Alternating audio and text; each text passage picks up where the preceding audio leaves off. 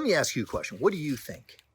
Is it okay for us rich people to live in luxury while people in other places of the world starve to death?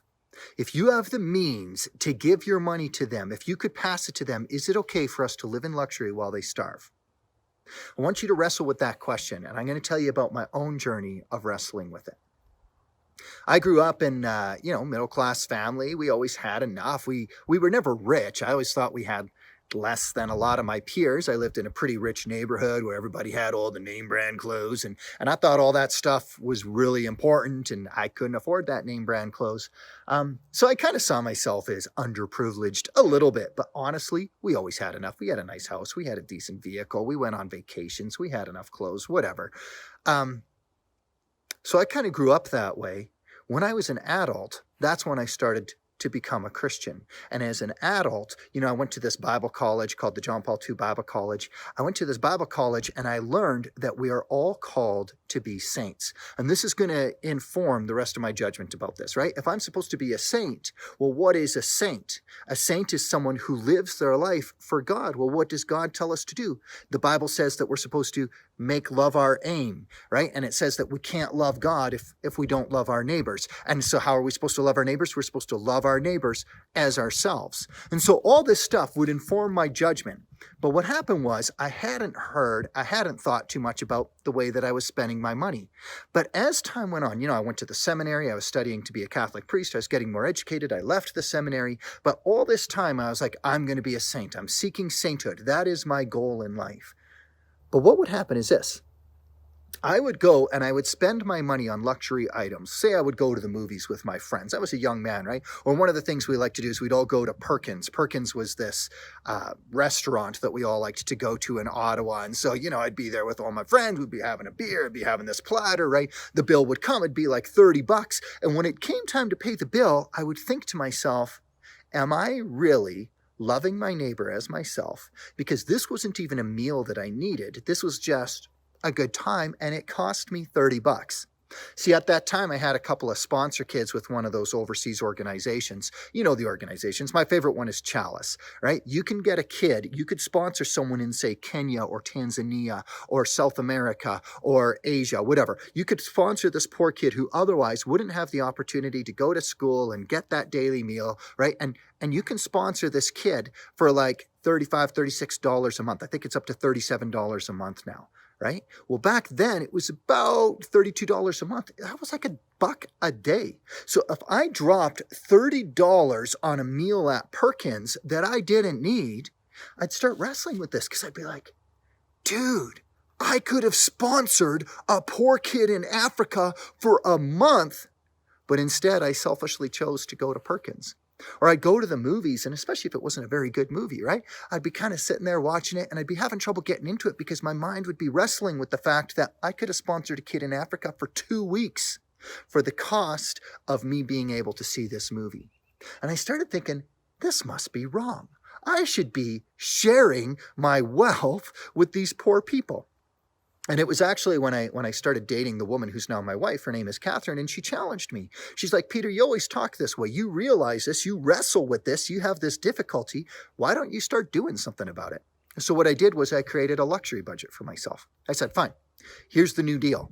I will only spend $100 a month on stuff I don't need. And after that, whatever I have left over, I'm going to give it to the poor. Now, of course, I have to meet my needs and stuff like this, pay off my student loans and whatnot. And then you have to justify everything, right? Like, well, is this a need or is this a luxury, right? Is it fair to say that I should have meat this often? And so you kind of go through this motion, whatever. But that was the standard that I decided to live by.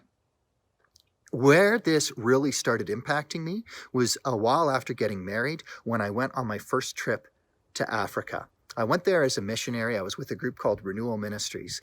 And to be honest, before I went, I even wrestled with whether or not this mission trip was a good idea because I was just going to fly over there, tell people about Jesus, right? And people donated money to me in order to do this, but it cost a few $1,000s to fly to Africa. And I thought, really? Is this a good use of that money? Like, how long could you sponsor a kid for the cost of me going to Africa for a few weeks? What I discovered when I was there is, though, it was actually a really good use of the money, because in Africa, in Kenya, the neighborhoods that I went to, most people did not have a university education. Few people even had a high school education. Those who did got taught by teachers who may or may not have had a university education. And then they didn't have textbooks, and they didn't have access to the internet, and they didn't have access to the kind of TV that we have access to, where in our culture, so many people are well educated that the entire conversation is at this high level. When I went to Africa, they needed teachers. They needed people who were well educated, who could communicate different principles. So I started realizing that, yes, there was value to it. But here's what happened. I learned a lot. I assumed I knew what it was like to be poor. You've always heard, all the poor people, they're so happy. They've got each other. They've got community. And we all admire the poor people. And yet, us rich Christians, we don't decide to live like the poor people. But boy, we sure admire how happy they are. You hear these things, and time again, when I went there, my eyes were opened to the reality of what it's like. I was staying in this place called Mbobo, and I was staying in this compound. And the compound was this kind of fenced-in area. There was this stone wall, really. There's a stone wall surrounding it. There was a church. There was a clinic, a couple of other little buildings. And then there was one gate into the compound, and at that gate there sat a security guard who had a semi-automatic gun, just in case. And actually, when you tried to drive your vehicle in, because there was a little bit of room for parking, but not much, if you tried to drive your vehicle in, they would scan the bottom of your vehicle to make sure there were no bombs, because there was enough terrorist threats in that area that they were afraid that some terrorist would try to bomb the Catholic Church. So just to make sure, they would scan your vehicle, and if you were walking in, you'd have to go through a metal detector. So it was kind of crazy for that kind of thing. Because of all that, I was scared to walk around in the neighborhood. So I just kind of stayed in my little compound and met the people who came to me. Well, one day after one of the services, I got to give a talk to the young adults. And most of the young adults spoke English, so that was great. They learned it in high school. They could understand me. I didn't need a translator. And so I gave a talk on sexual ethics, right? We call it theology of the body. And so I gave this talk, and I thought that I was, being pretty articulate. I thought I did a pretty good job. Afterwards, I say, hey, are there any questions? And this girl puts up her hand, and she goes, is it okay to have sex on your first date? I'm like, no, right? Look, this girl comes to church every Sunday. I give this whole talk on sexual ethics, and she's missed it that Christians think it's not okay to have sex on your first date. It's like she didn't even know that Christians think you should save sex for marriage. So again, this is why I started discovering, hey, it's important that well-educated Christian people are coming here and trying to communicate these ideas, because people just didn't know there. Well, one guy comes up to me after the talk, and I remember him. His name was Stephen. He comes up to me and he says, listen, I got a bit of a personal question. Can I ask you? I said, sure. He goes, do you mind if we go for a walk? I say, yeah, okay. Stephen's a tall guy, good-looking guy. And I'm like, hey, maybe if we go for a walk in the neighborhood, I'll be safer, because I was scared to walk around the neighborhood before. I remember the one time that I did leave the compound, I had this great big camera, the kind with the big lens that hangs around your neck. So I had this great big camera, and I was scared walking around the neighborhood, not so much because I'm scared of getting robbed, but I was aware of the fact that my camera was worth more than most of what everyone else had combined together, right? So my camera, this one toy that I have, was worth more than everything, say, Stephen owned put together. So I was kind of self-conscious about it, kind of nervous about it. Also, a funny thing would happen in Kenya. People would see a white guy walking by, and they would just be like, that guy is rich, right? Because they would so rarely see white people. They had this word for it, mzungu, which wasn't racist. It just means the wanderer. I guess it goes back to the days when European explorers would come, right? And so people would see me walking by and they'd go, mzungu, mzungu, right? And the children would get excited. They'd literally come up to the fence of their schoolyard and be like, mzungu, mzungu. Hi, I'm a mzungu. How you doing? Right? People just kind of saw you. It was like you're raising a flag that's like, I'm rich. And people just thought you would have money to give. Anyway, so Stephen and I, we go for this walk through the neighborhood, and I'm feeling a lot safer with him. And as we're walking, he tells me his problem. And here's what it is. He goes, there is this rich woman who pays me to have sex with her. Is that okay? All right, now look. prostitution is not okay. So I basically say to him, I'm like, no, that's a sin. You really got to stop doing that. He's like, no, you don't understand. She is paying the rent on my house. Like if I break this off with her, I don't have anywhere to live. And I'm going, geez, well, hey, Christianity, it's hard. It calls us to this high moral standard. So even though you're saying that, man, you've got to break off this relationship with her. And he goes, no, you don't understand. She's going to pay for me to go to university. Like my whole future is dependent on this woman. And I'm like, yeah, it's tough, but you got to. And he's like, no, you don't get it. If I break it off with her, she's rich. She's going to pay people to come to my house and beat me up. And I'm like, well, can't you go to the police? And he's like, no, she's rich. As if this would be self-evident to me. He's like, look, the rich people in our country, what they do is they bribe the police. She will accuse me. They'll throw me in jail as if I did something to her. That's what'll happen if I go to the police. I asked my friend George, he works in prisons in Kenya, and he's like, yeah, that's probably what would happen. And so this guy was stuck, and I was advising him about how, Christianity challenges us to be heroic, and we need to make these hard sacrifices in the name of Jesus and trust in him.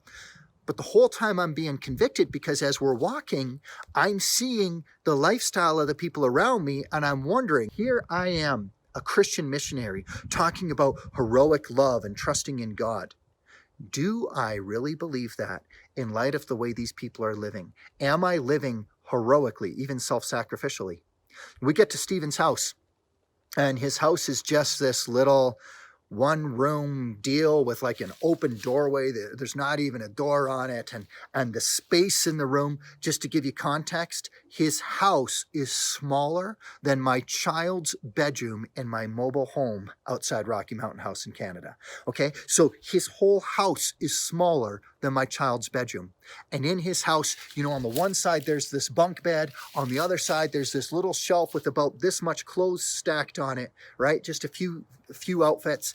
And he shares his house with 3 adult brothers, which means that on that bunk bed, it's 2 adult men on the top bunk, 2 adult men on the bottom bunk, right? Sleeping in those cramped quarters. In the middle of the floor, there's this metal can, which they have coals in. Nairobi's kind of cold. It's at a high elevation. So they keep their coals in there. That's what they cook on. That's how they keep their house warm. That's it. Now, look, we know that people are poor, and we kind of imagine, oh, it's quaint. It's like camping. It's like whatever. But we don't really think about the logistics of all this, right? I'm looking at all this and I'm going, well, I never really thought about this, but where do you go to the bathroom? And he goes, oh, well, what we have to do is we walk out the door, and then so there's all these units, right next to each other like condominiums, right? You walk out and you go past all the other units that are all about the same size, and then you go past, and then there's this field out back, which is just abandoned. When there's abandoned fields in Kenya, they just dump their garbage there. It's basically a dump, right? They don't have garbage collection. So there's this field where everything's just kind of abandoned, and we go out there and we go to the bathroom. And so I look at the field and I'm like, well, there's not even a tree to go behind. I guess everyone just kind of goes out in the open. And he goes, well, yeah, and you think it's bad for us? Imagine what it's like for the women. I was like, whew. All the women, by the way, in Africa wear skirts. Okay, so imagine what it's like for the women, and they're going out there. It goes, most women, they just try to hold it all day, and they only go at night when it's dark. There's no street light, so it gets really dark, right? And so he's like, they just go at night when it's dark. And he goes, but if a man wants to take advantage of a woman, he knows this, and so he just waits in the field, for her to come at night. He just waits there for her. I didn't realize that those were the kinds of situations people were dealing with. I was telling you about how the African children would get so excited if they saw a Mzungu.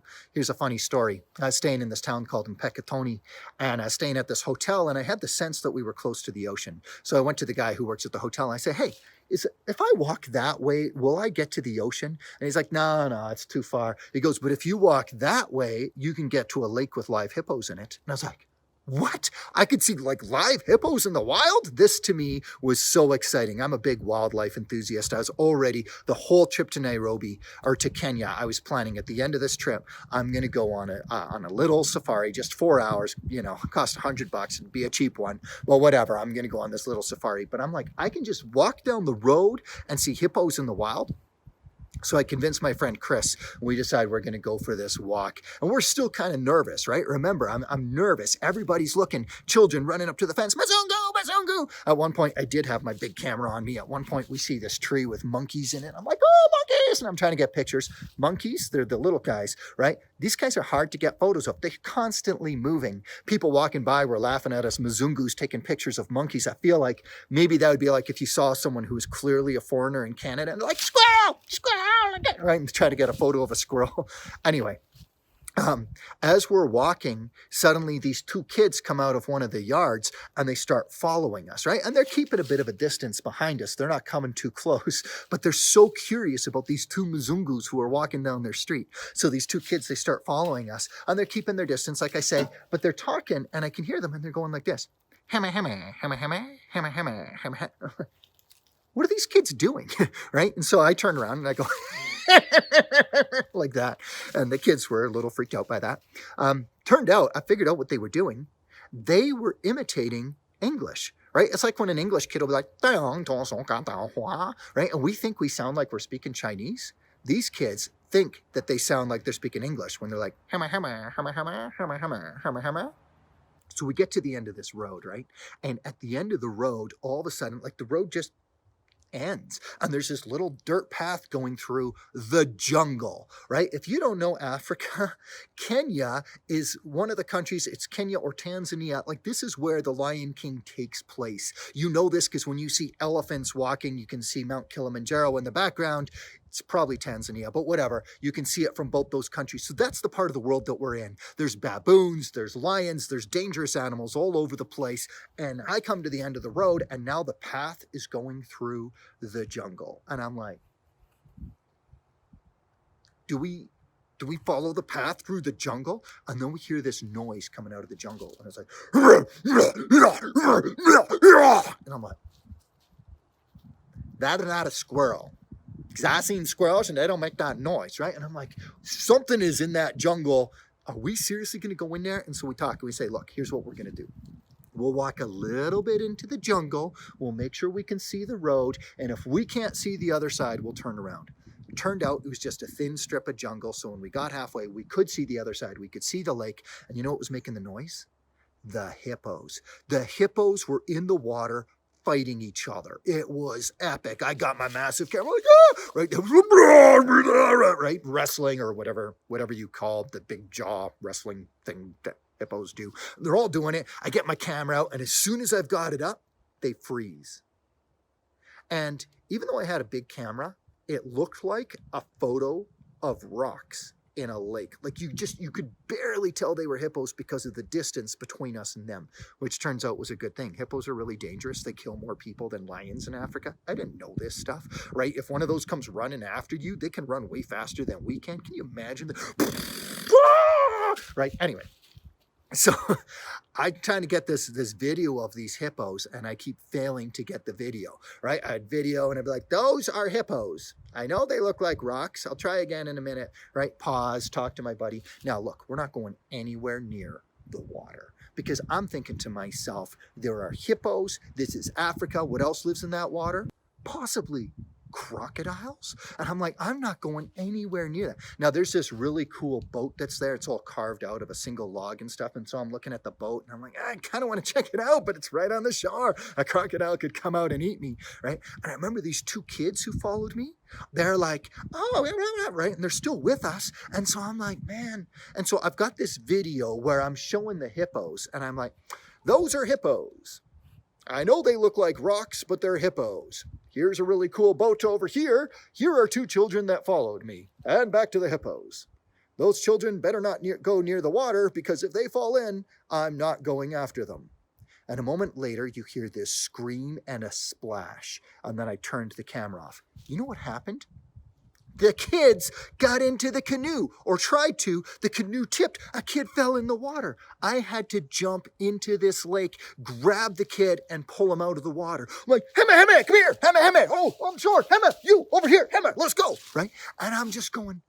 Turns out there were no crocodiles in that lake, but I risked my life. Pretty big deal. And like I said, the hippos themselves are really dangerous.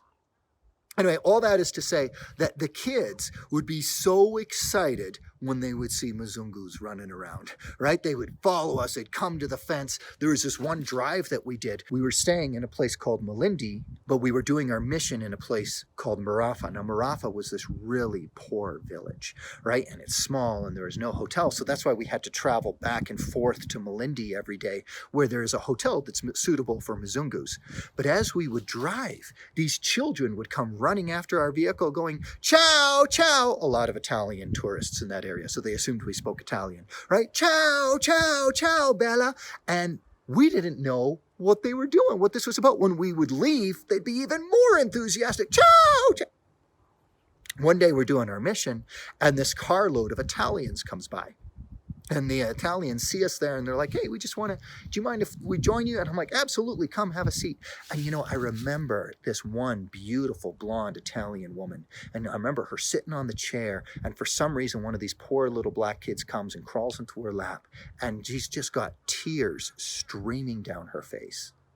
And the reason she was reacting emotionally like that was because to get to Marafa from Malindi, you have to drive through poverty like I've never seen anywhere else in the world. And the reason these tourists were doing it is because it turns out right next to Marafa is this thing called Hell's Kitchen. It's this really cool canyon thing. And so people would come to see this canyon. So on the last day, we're like, well, let's go check out the canyon thing before we go back. And we went to check it out, and then everything started making sense. People would feel so bad about all the poverty they'd seen in all the children that at the canyon, they were selling tourists like packages of pencils and notebooks and bags of candy, so that when you're going back and the children are sitting on the side of the road going, ciao, ciao, Bella, right? You'd pull over and be like, okay, here's candy for you. Here's a pencil here. That was the kind of situation that we have because people would feel so conflicted about how rich we are. I remember one day in Marafa, I was sitting next to this house and I was watching the ladies. They're baking this kind of flatbread called chapati, which is really cool. And so I'm kind of watching them. So this kid comes over to me. He sees me and he starts going, and I'm like, oh, that's Donald Duck. I know Donald Duck. I'm like, and he goes, and I said, and he goes, and I said, and he goes, so I was like, so I follow him because that's clearly what he just communicates. Right. And so we go to the place that he was indicating to me, and they're playing a game of soccer, and they all wanted Mzungu on their team. They didn't know how skilled I was at soccer. They wouldn't want me on their team. Anyway, so we start playing soccer, and I noticed partway through the game that everybody was playing barefoot, except for two kids. There were two kids who each had one shoe. I'm pretty sure they were brothers, and they're like, you get the left shoe, I get the right shoe. Let's go. And it occurred to me, I could buy every kid in this village, every kid that was playing soccer with me, I could afford to buy them a pair of shoes, right? At least Crocs. I could get them each a pair of Crocs, the Dollarama kind, for $1 each. That would cost me $35. $35. It's nothing for me, right? And the only reason that I couldn't actually is because I didn't have any Kenya shillings. One day when we were driving, I looked at the fields that we were driving past and they were super dried out. And I turned to the priest and I said, I guess there's no irrigation here. And he goes, irrigation? These people don't have drinking water. He goes, in order to get drinking water, they've got to take their filthy containers and go down to the river and fill them with muddy water. And there's a real risk that they will be taken by a crocodile while they're down there. When people tell you about how happy the poor are overseas, they're not taking into account all their struggles. I met this family, Danielle and Nancy, and then they've got 4 kids, and they live in this little tent in the dumps of Mexico. It's tarps tied together with garbage, and that's their little place. And the whole space in which they live, the surface area is probably less than my queen-sized bed. Right? And it's just a dirt floor and there's shelves, and it's literally in the dump where there's rats and pestilence and disease, and the water is black and smells awful. This is where people live, right? And so it became more and more apparent to me as I was traveling, and I would go into prisons and I would go into hospitals and I'd see what these things were like. And I remember in the prison, the one women's prison that we went into, there were children in there. And I asked my buddy George, I'm like, why are there children in prison? He goes, because their mums got arrested. And so who's going to look after them? The children just need to come in with the mums till they're 5 years old. And I go, well, what happens to them when they're 5? And he goes, well, they're released. To who? Into the slums at 5? And so what happened to me was on this first mission trip, and then I've been on a few others. I've been to Tanzania and Mexico, as I've said. On this first mission trip, by the end of the trip, I was feeling super conflicted because the whole time I'm staying in hotels that are nicer than the people I'm ministering to's homes, right? I'm eating meals that are better than what they ever get to eat. At the end of giving a talk, someone would hand me an ice cold Coca-Cola, and the children would watch me drinking this Coca-Cola, waiting for the bottle so they could get the deposit off the bottle. And I'm just like, I am so privileged. I am so rich. And I'm here to tell people about the love of God, to challenge them to be heroic. And I'm going, I'm not doing enough for the poor. I should be doing so much more. And so it's on one of the last nights that we're there, and we're in this city called Malindi. And again, there's a big Italian tourist population there. And I say to Peter Thompson, the guy in charge of my mission, I'm like, look, I am hungry. I need to eat something, but I don't want to go to the fancy restaurant that we're going to. How about this? Could you just give me enough shillings that I could get myself something cheap, the equivalent of fast food, and I'll take care of my own meal. I just kind of need to walk and be alone tonight. And so he agreed to that. And so I go out to the Indian Ocean. Now we are on the ocean in this city. And so I go out to the Indian Ocean, and I actually wade out into the ocean, and I'm having the most powerful prayer time that I've ever had in my life. Because instead of being like, oh God, I love you, or whatever, like normal, I was mad, and I was yelling at God. And my prayer was, God, what do you want me to do? What should I do? When is it enough? When have I given enough away? When have I loved my neighbor as myself? And so I'm standing out there yelling these prayers, begging God for direction. And as I'm yelling at him, the waves are crashing against my body. And I'm like, it seemed to me that with every crashing wave, another quote would come to me, or another scripture verse, right? And some of them would be about the rich. Some of them would be taking care of the poor, right? And so I'm standing out there, and this wave comes in, and it's like, woe to you who are rich. Love of money is the source of every kind of evil. Blessed are the poor. It is harder for the rich man to enter the kingdom of heaven than to get a camel through the eye of a needle. The story of Lazarus and the rich man. The guy who stored up his wealth for his last days for his retirement, and Jesus calls him, you fool. Right? And so I'm just being bombarded by this stuff and going, God, what do I do? What do I do? It was this powerful, powerful emotional experience. What I have decided to do is to keep living the luxury budget. And I've tightened it up a little bit. The reason I've had to make that tough choice is because, honestly, every time, if I spend $100 on luxuries in a month, and it's like Perkins and going to the movies and clothes that I don't need, if I do that, I know I'm being selfish, right? If I buy a $50 sweater that I don't need, I could have given $50 to the poor. But no, I need one more piece of clothing, right? Do you remember John the Baptist in the Bible? John the Baptist was like, if you have 2 coats, give one to the person who has none. This is when he was telling us to repent, right? And so because of that, some of the saints, Dorothy Day said, if you have 2 coats, then you've stolen one from the poor. Gregory the Great said the same kind of thing. Here's what the Catholic Church actually teaches. The Catholic Church teaches something called the universal destination of goods. What that means is that the stuff that we have, the goods that are in the world, they're not for us. You're not allowed to acquire for yourself more than what you need. Okay, the amount that you have, you should have what you need. But if you keep acquiring more and more and more once you've hit your needs, now you are being selfish. This is the grave sin. You've heard of the 7 deadly sins. One of them is greed. This is what Thomas Aquinas says greed is, right?